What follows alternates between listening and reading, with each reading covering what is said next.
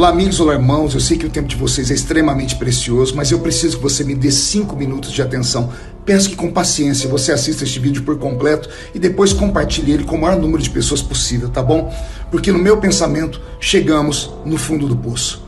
Como pode um ser desqualificado, um ex-presidiário, que ao invés de ter currículo tem uma ficha corrida, nos ameaçar desta forma? Assista esse vídeo aí. O que você acha que tem que ser o approach da esquerda com essa questão dos evangélicos, que são milhões de extrema-direita? Como é que faz? É genuíno, assim, eu acho que essa questão da igreja não teria que ser regulada, eles não teriam que ter algum tipo de restrição. Como que você vê isso, para além de trabalhar com as bases? Nós temos um problema que eles são um quinto poder, uma instituição, tem até território. Nós temos que tratar institucionalmente esse problema. Agora, com muita habilidade, para que eles não coloquem que a gente está perseguindo as igrejas. Nós vamos ter que fazer isso de maneira bem equilibrada. Isso não pode começar com eles. Tem que começar, por exemplo, mudando o sistema tributário, porque não são só as igrejas que não pagam imposto no Brasil. Os meios de comunicação, você sabe disso. As isenções. Não, eu não sei. As isenções, os papéis, o papel, rádio. Tem que fazer uma reforma agrária no ar, para depois chegar na terra. E ao chegar na terra, nós vamos ter que colocar isso num conjunto mais amplo, porque senão eles vão dizer que a gente está perseguindo as igrejas e viram uma guerra santa. O que esse pessoal quer é fazer o maniqueísmo da guerra santa. Portanto, nós temos que ter cuidado. Nós também vamos criando uma massa crítica a esse fundamentalismo, a essas figuras toscas, a essas figuras fundamentalistas.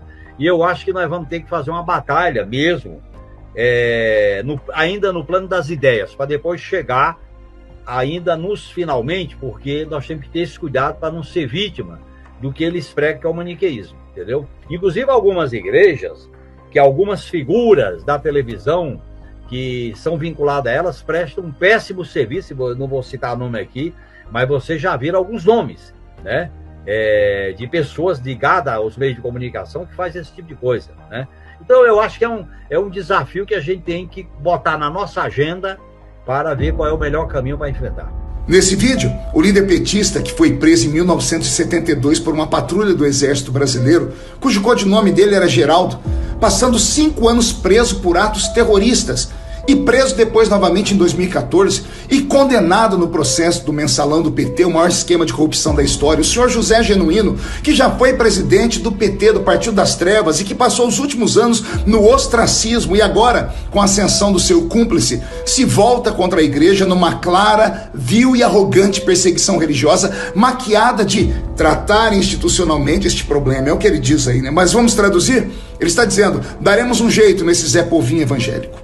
Ele diz com todas as letras que ele é a favor da tributação das igrejas, pois ele sabe que o crescimento das igrejas se dá pelo bom uso da isenção tributária que recebemos e nós a revertemos na construção de novos templos, na obra missionária, na assistência social aos mais pobres. Ou seja, ele, junto com todos aqueles que pensam como ele, querem atrapalhar o nosso crescimento porque nos veem como ameaça. Pois ele e todos eles sabem que nós os contrapomos a esse marxismo ateísta pregado por esse comunista que sorrateiramente se coloca contra nós evangélicos, nos rotulando de fundamentalistas com agressões e afirmações que beiram aos extremos esquerdistas lá de Stanley, de Fidel Castro em Cuba, ou mais recente, de Daniel Ortega aqui na Nicarágua, que simplesmente está fechando igrejas e prendendo líderes religiosos.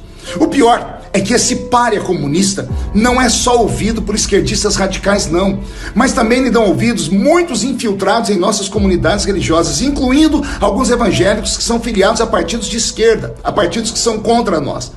Não será fácil, mas eu quero acreditar que toda a frente parlamentar evangélica e católica formará uma barreira intransponível para contra essas estratégias comunistas aí, porque elas teimam em implementar no nosso país, através do maldito Foro de São Paulo, um comunismo assassino, onde a morte da liberdade de expressão, ouça bem, ela pavimenta os seus demoníacos caminhos.